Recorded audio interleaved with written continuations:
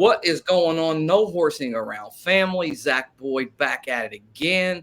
And tonight, guys, I just thought we'd do something different. Everybody's got that bad taste in their mouth from that loss on Monday Night Football to the Steelers. I thought it'd be cool to kind of blend, Pacers, Colts. It's an exciting time. I mean, especially off a night where I came home and I was just devastated by the way that they played. And then I turn on the TV and then I see, Andrew, Nimhart hit a game-winning 3 over LeBron James. And then automatically that turns my whole mindset around. But to do that, Alex Golden from Setting the Pace podcast. He has an awesome Pacers podcast. If you guys haven't had a chance to check him out, got him to hop on here, man. I've been a long-time fan. How you been, Alex? Hey, Zach, I'm doing good, man. Thanks so much for having me on. And I have to ask you real quick, you are rocking the gold sweatshirt right now. So that right there. Indiana Pacers, good thing that you showed that, because for a second, I thought you got beat up and mugged by a Steelers fan and you had to wear that as like a dare or something. No, man. Actually, funny story. Before we hop into it, I went to the Nets game, the Pacers Nets game, and had a good time there. And they had these these hoodies on sale, and I thought, you know what, why not, right? Like I'm gonna go to a few games this year. So we're gonna kind of do something different here. We're gonna go first half Colts, second half we're gonna transition into the Pacers. So if you are Pacers fans, stay tuned. All the usuals on here. You know how it is. And Alex, just generally speaking, it's been a down year for the Indianapolis Colts. There's no doubt about it. If you're from this city, just some overall thoughts for you, just general thoughts of just your feeling of this football team as the seasons went along. Man, where do I even start? This has been a rough year. I think for the majority of us, we were all pretty excited about this season, thinking it was going to be a great opportunity, especially with Tennessee trading away Brown, right, to the Eagles. Everyone thought, okay, they're taking a step back. We're taking a step forward. Went out and got Matt Ryan. Matt Ryan, he's been a good pro his entire career. Moved on from Carson Wentz. I think everybody was happy about that for the most part. I actually didn't hate the Carson Wentz experience as much as some people did, but understood why it was time to move on. I mean, obviously, he just had some really bad games there down the end of the stretch. But this season, man, it's just like I was a little bit nervous about the whole offensive line situation going into the season with Matt Pryor. I had actually heard that Quentin Nelson was a big fan of Matt Pryor. And I thought, okay, well, maybe if those two are really connected, then we'll see something special here. But like after week 1, it just was like, okay, Matt Pryor is probably not the answer.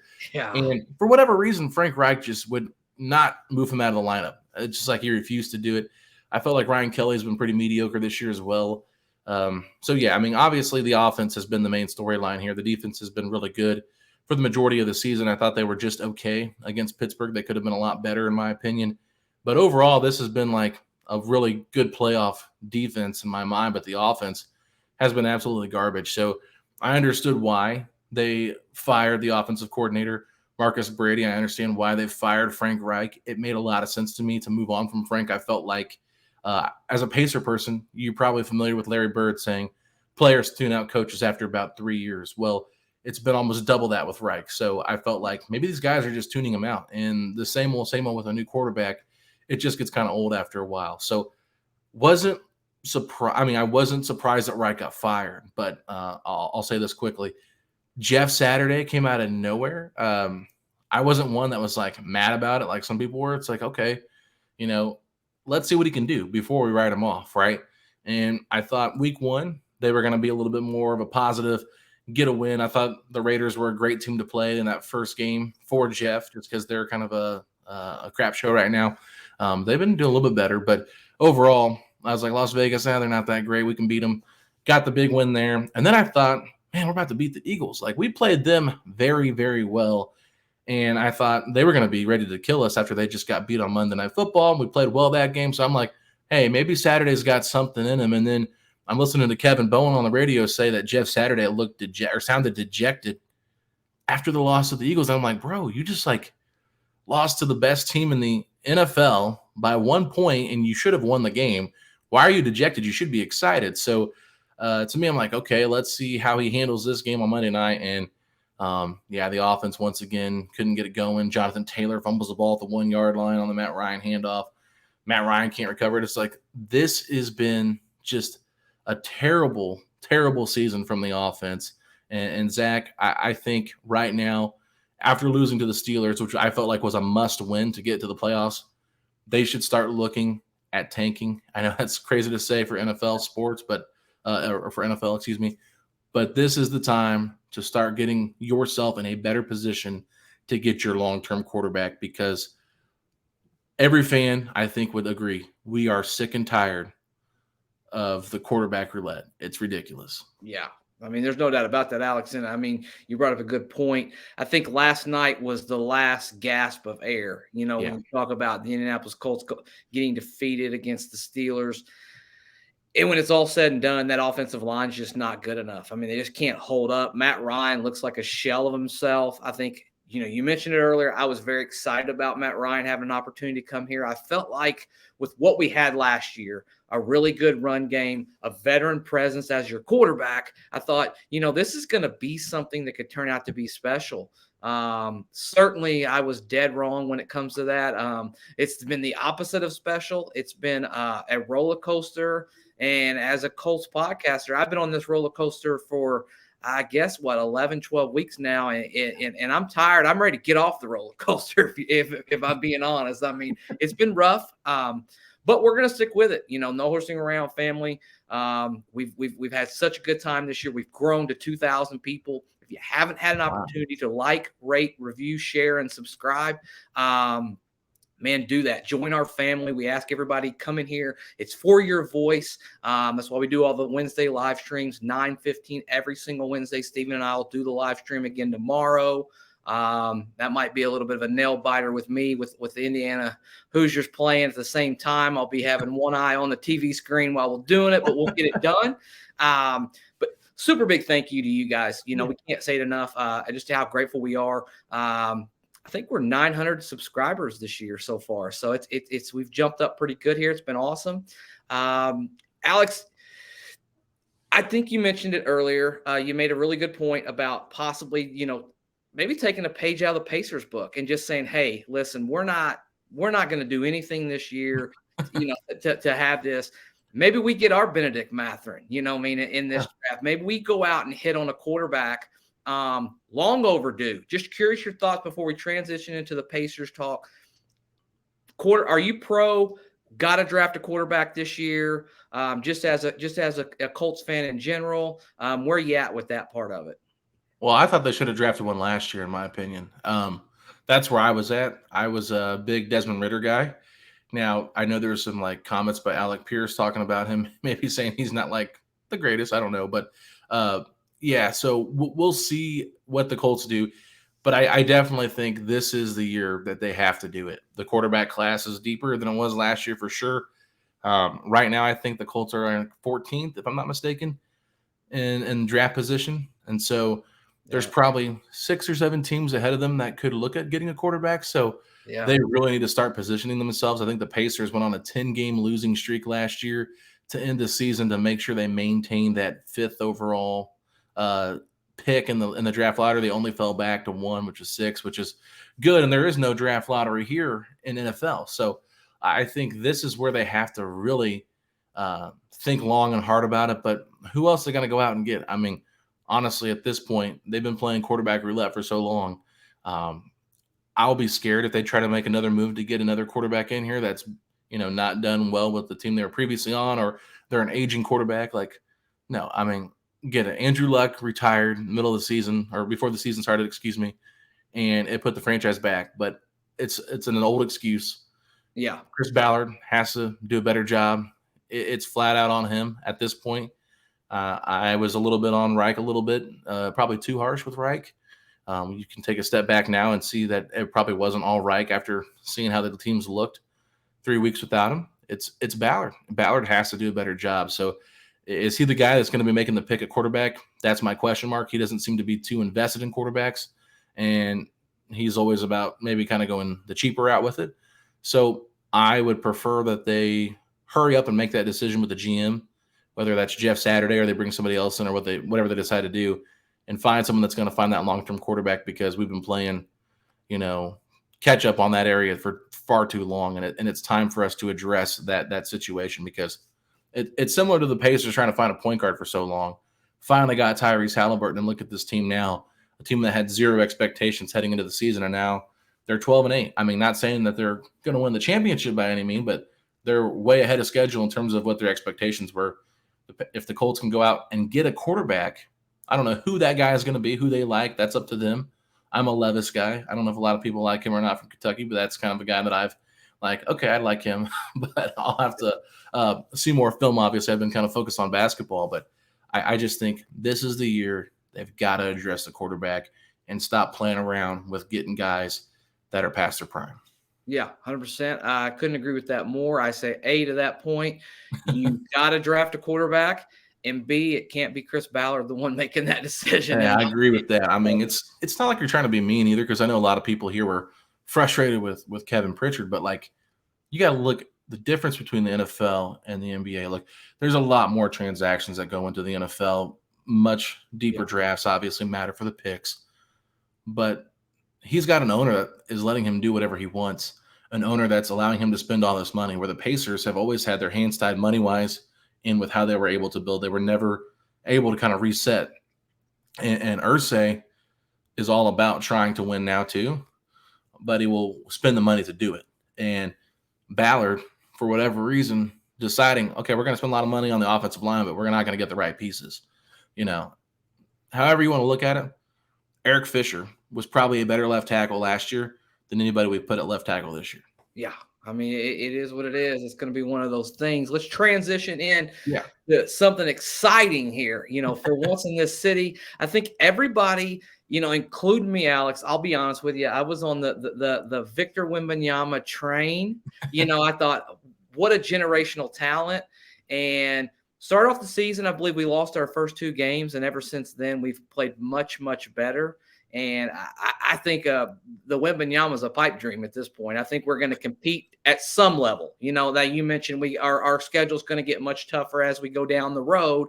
But just your initial thoughts on that Nembhard, that shot that he made. What a pass, from Halliburton to just. The easy play, right, was to just throw the ball to Buddy Hield right there in the corner, but no panic from Halliburton. He hits him in stride. He was in shooting motion. He caught that ball, and he just didn't even think. Honestly, he just fired it up right over the king, and next thing you know, you got Kevin Pritchard and everybody pouring water in his hair, and they're celebrating.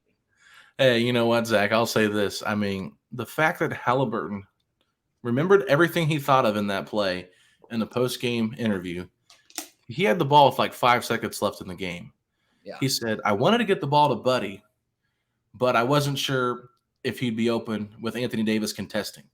And I thought Ben might be able to get down low, but I saw LeBron there waiting.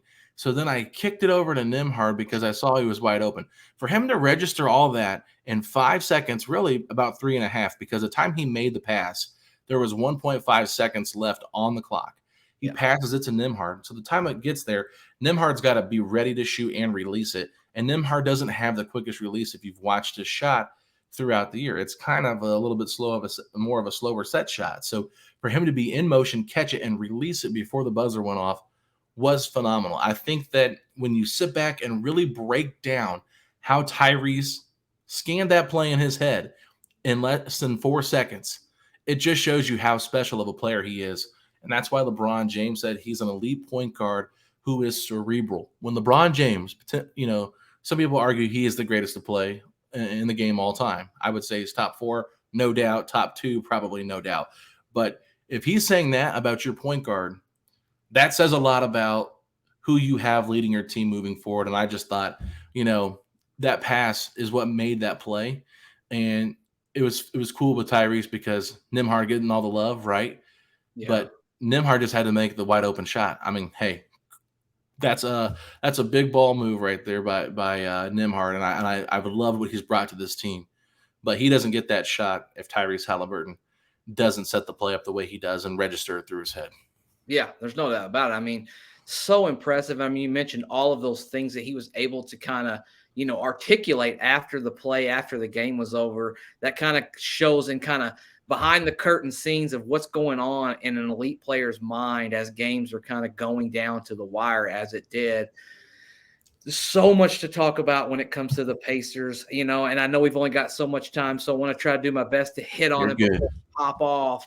But let's just start with this. Miles Turner has had himself a pretty good year. I will say this right now. I don't do a Pacers podcast, but I have been one of the harshest Miles Turner critics in Indianapolis. He's just not been for me. I've made these comments of, looks like Tarzan, plays like Jane. I've had a lot of slights to Miles Turner over the years. Been impressive in a contract year, in a year that I think most people believed he was going to just automatically get traded. Now it's one of those weird things, Alex, because you've got to decide, A, do we want him back? B, does he want to come back? And C, what is the trade value? I mean, I think he's upped his trade value so much as this season's went along. He is a real asset to a championship contender. And the one thing that Kevin Pritchard has done very well, in my opinion, is when he gets a return in a trade, it's typically been very, very good, and Pacers usually do very well, as we've seen how they handled the Paul George thing, as we saw how they handled, the Domas thing. I know it's a lot to unpack right there, but just some thoughts on Miles Turner as you're covering it pretty much every day. Yeah, I mean, I've definitely kind of been in the same boat as you. Been a little bit uninspired by how he's played for his career. Felt like there was times where he could have been more assertive than he ever was, and he just kind of accepted the lesser role that he was in and kind of moped about it. And I had a lot of Miles Turner fans coming at me, still coming at me every day. If I say anything nice about him, they still come at me. So I'll just say this nicely. Miles Turner has been fantastic this season. There's no way around it. I mean, even in the games when he maybe doesn't have the great statistics, he's still been impacting the game in a positive way for this team since he's really come back. I think the only really bad game he's had was that game against Brooklyn after he was on the Woj pod, and that's something that's been a criticism of mine is when he usually talks in public, he does not back it up, and there's a long track record of him doing that. But at the end of the day, right, like you said, this extension. Fans are begging for Kevin Pritchard to extend Miles Turner. And I can see why. I mean, after the way he's played the last 15 games, whatever it's been, I can't remember how many he's actually played since coming back from injury, but this season, he looks like a totally different center. Yeah. Playing with more confidence, playing with more joy. I think playing with a point guard that's going to get him the ball where he can succeed is huge. He's had some really nice, plays off the dribble. Going down low more than we've ever seen before, taking advantage. I think he's really got a nice soft touch around the rim, probably more so than he's ever showcased in his career, and he's shooting really well from the three-point line. So he's playing well. Like you said, it is a contract year, so that is probably some motivation. He is playing to get paid. And whether that's from the Pacers or not, that's still to be determined. But, we had Bob Kravitz on our podcast, and he said, and fans got upset about it, but Miles wants to test free agency. He wants to see what's out there. And I understand it. Like, this guy's been drugged through trade rumors for the past 4 to 5 years, and he's not been able to stay healthy. This team acts like they're not heading in a direction trying to win. Like, not saying they're trying to lose, but they basically said, hey, it's going to be tough. We're really young this year, and they've exceeded all expectations. So if Miles really likes his fit here, right, Zach, and says, okay, this is where I want to be, then him and Kevin Pritchard need to have that conversation, get the deal signed at a fair price that they can both agree on, and keep it moving. If they both feel like these two, Miles being here with this young core is what's best for the future of the franchise. But if they can't see eye to eye on that, I understand why the Pacers, and Miles Turner even said it, he understands why they will have to trade him before the deadline, because he's too good of a player to lose for nothing. And the Pacers know that. And there is going to be a team or two or three that is very desperate to make a playoff push. And we've seen that every single year at the deadline. We see these kind of trades happen. So it could happen sooner. It could happen in January, potentially, if a team comes knocking on the door and gives the Pacers an offer they can't refuse. But at the same time, I know the Pacers won't just trade him for a bag of chips. So Yeah. teams are going to have to give a serious offer. But I do think if push comes to shove and it's the deadline day and Miles has not agreed to sign any type of extension, whether that's a renegotiation extension or anything like that, then the Pacers will probably have their hand forced and they will trade him for something. As much as fans probably don't want to hear that of Miles Turner, it's just they cannot afford to lose him for nothing, and risk that if he walks in free agency. So you hope for the best if that's what the pairing is supposed to be. But right now, it doesn't appear that way. But he did just change agencies. He was with Bill Duffy, and that's who represents Benedict Mathurin and DeAndre Ayton, right? And with the DeAndre Ayton stuff, you have to wonder if that played a factor into it. But CAA is quite a bit bigger than BDA Sports Agency is, so maybe Miles is looking to get paid. But a lot of times you don't see a player making an agency change if he doesn't plan on hitting free agency. Yeah, I mean, so if they were to trade him, let's just kind of play, GM for a second with Alex Golden. Oh, great. Are you wanting picks? Or are you wanting a player, like an established player that's young and they can really develop? Like if you had to choose between one or the other, what would you go with in this scenario? I would say, looking at the roster right now, you've got Isaiah Jackson, you got Jalen Smith as your long term pieces, probably in the front court that you can bank on. I would say Goga's probably not a part of that, and Terry Taylor, it's still to be determined because he's not really gotten a chance to showcase what he can do this year because Miles was there and playing time's a little bit, hard to come by, and he's undersized for a big man. So I will say it does make sense to try to get a player, but at the same time, it depends on what kind of player you're getting back. The Pacers really need a wing, and right now, I just don't know if there's any wings out there that make a lot of sense that are available for this team now. GM wise, like if for some reason, which I don't think it will, but if like an OG Anunoby became available in Toronto and you could do a Miles for OG swap, that would make a lot of sense to me. Yeah. But what you're probably going to see is a team like the Lakers that's been talked about trading away those two future assets because they're trying to win now. They got LeBron James, Anthony Davis. They're trying to compete. I think Miles and that Buddy Hield deal does make a lot of sense because the Pacers then have these future assets from 27 and 29. And we laughed about the Anthony Davis trade and how much they gave up, but everyone kind of forgot about it after they won the title, right? And now you look back at it, well, they were so bad to start off the season.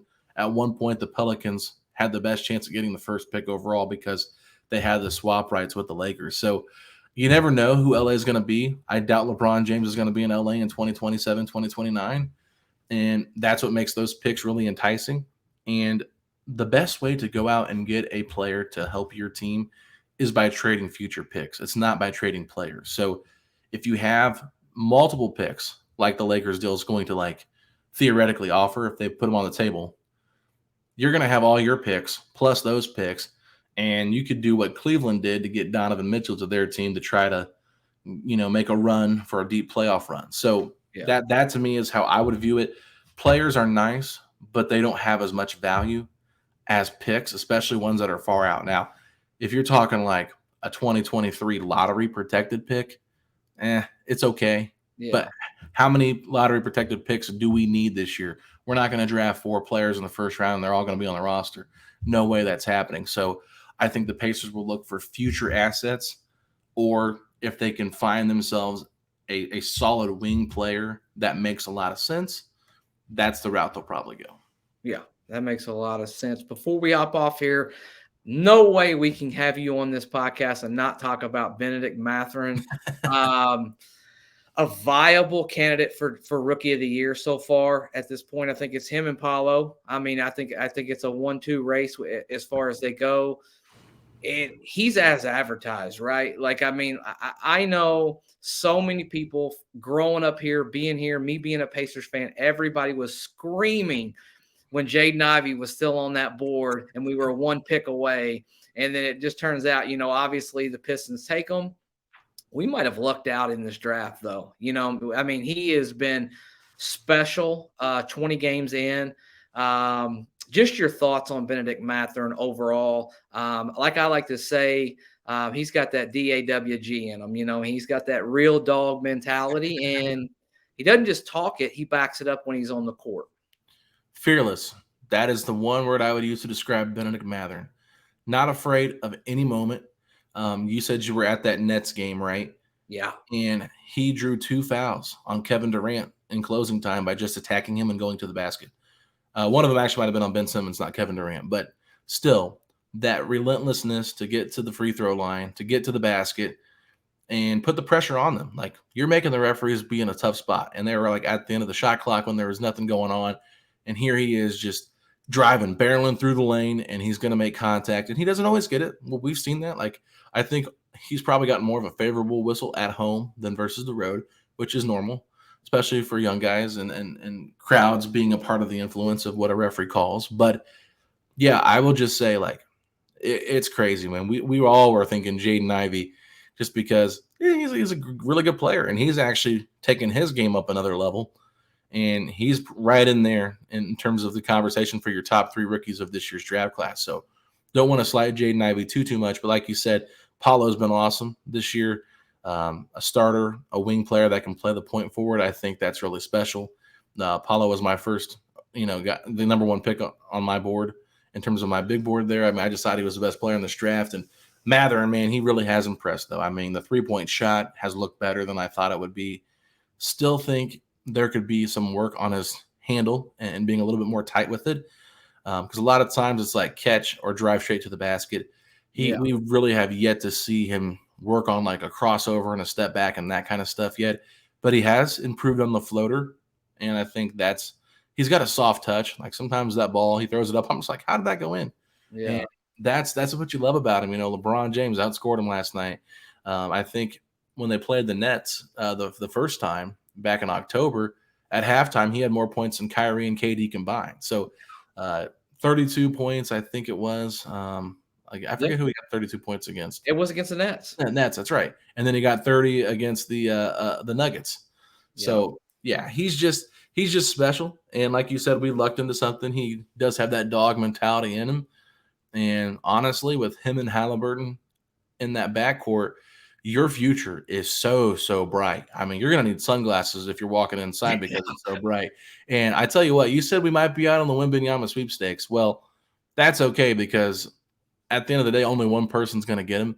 And you have to look at like the Pelicans. They ended up being the 7th best odds to land the first pick, and they got Zion. I think the Grizzlies were like 8 or 9, and they jumped all the way up to 2. Last year in the mock simulator that they did, I believe Scott Agnes reported this, the Spurs jumped from 9 and won the entire thing, and the Pacers were 2nd in terms of how the draft lottery went in the practice run. So I think the Pacers are just like, look, we could try to have the worst record in the NBA, but it probably makes more sense to establish a culture, let these young guys develop, see what they can actually do. Don't disrupt their chemistry. Don't disrupt their development for losing. And then when the draft lottery comes, if we're, 3rd, 6th, 9, 10, whatever, we're going to get ourselves a good pick. I think Kevin Pritchard said this draft, about every draft is 8 players deep. Well, that doesn't mean that they have to be the top 8 picks. We always see players drafted in the top 8, top 10 that end up not panning out. So if you can be smart, the Pacers got Paul George at 10. Okay. So if they can be smart and get the right guy that falls to them, I think, they've done a great job drafting over the last 2 years since Carlisle's been there, and that they've had higher picks. So I think that is the way to go for that one. Yeah, I mean, 100%. And not to mention, I mean, they still have the pick from Boston. They still have the pick from Cleveland. If they want to really package those 3 picks together, to move up a few spots, if they absolutely fall in love with the guy in the draft, they've got some draft capital. I mean, it's been pretty interesting to see what we've done so far. And hell, it's early on. It's not even February. We might end up, Buddy Hield, Miles Turner. We might unload all of this. Yeah. Before we get off here, Buddy Hield, one of my favorite players. I'm kind of on the side of, I know you want to be young, but shooters like that are so freaking hard to come by. And I understand it. I get it. You can get something for them. But, man, getting those 3-point baskets in the modern NBA era and just spacing that floor, I think I probably would prefer to keep Buddy, even and not package him with Miles if they decide to go that route. What say you? Yeah, I mean, I think if you have to package him with Miles to get those 2 picks, you probably do it, just because the timeline of his age and whatnot. But he's best friends with Tyrese Halliburton here. Him and Halliburton are very close. They have great chemistry together. They know how each other play well, and that's one of those things you can't really teach. Just natural chemistry, and they've been together since Tyrese came into the league. So that's probably part of it. But Buddy has been a really good teammate and a really good leader for this team. I've loved hearing the little conversations in the comments by the players about how Buddy's, encouraging them and saying things in the huddle and stuff like that. Like, it's Halliburton's team, for sure. He's the go-to leader. And I think Miles is kind of that secondary leader, or maybe James Johnson and then Miles. But because James Johnson has been huge for this team's chemistry and growth and development. And even Tyree said that he was thankful for him. And they're what are you thankful for video? So, yeah, I just think Buddy Hield fits this team and what style they like to play. And, coming up into next year, he will be in a contract year for sure. But, you can figure that out later. I think if you can hold on to him and continue to develop, that makes a lot of sense. And along with those picks, like you were talking about, you could use those picks to move up into the draft. And potentially, there's only so much playing time on this team for players, right? And if there's a chance where you can maybe move a guy that's a little bit younger and one of those picks to get a guy you love, then you have to probably consider it. For example, I'm just saying this to throw it out there, but like, let's say Chris Duarte is healthy, right? And a team really likes Duarte, and you offer Duarte plus your pick to move up a spot or two or three, whatever it is it worth it? I'm just saying, is it worth it? And if you feel like it is and you make that move, and it's nice that you have that leverage, but that's where those Lakers picks come in play too. If you get those, hey, we'll give you the Lakers 27 plus ours to move up to 5, and we're at 10 or whatever. Yeah. And it seems like, man, that's huge for us. We don't really need that player at 5. We kind of fell into this, whatever. So I'm just saying, like, throwing out really unrealistic scenarios probably, but just saying, like, that's how you got to look at this thing. But yeah, I'm rambling. I apologize is what I do when I talk. I'm sorry. But Buddy Hield has been so much fun since he's been a Pacer. And I think it's been a really good fit for him here. And if he wants to be here, the team loves him. I think Rick Carlisle loves him. Tyrese loves him. Unless you're getting some crazy great deal, I don't see the point in trading him. Yeah, 100%. Well, I'll tell you what, Alex, I appreciate you so much for hopping on here. Before we hop off here, let everybody know where they can find you on socials and what you got going on with your podcast and everything. And as always, man, thank you so much. Just let them know what you got out there. Yeah, no. And I really appreciate the opportunity, Zach, to come on here and talk Colts and Pacers with you. And I'm sorry if my Colts knowledge was not as in-depth as my Pacers knowledge. I'm not the go-to Pacer or Colts guy like you are. So make sure if you guys are listening to this because for some reason you wanted to hear my basketball thoughts, give Zach and their podcast, the No Horsing Around podcast, a subscription here on YouTube and check out his stuff. But yeah, you guys can find me on Twitter. I'm at Alex Golden NBA. Our podcast on Twitter. We don't tweet a lot from there. Every once in a while we do. It's at Setting the Pace 3. We're a little bit more active on our Instagram, which is at Pacers Talk, and our TikTok is at Setting the Pace, as well as our Facebook Setting the Pace. So if you want to join those groups, do that. And then, of course, we do have a YouTube channel as well.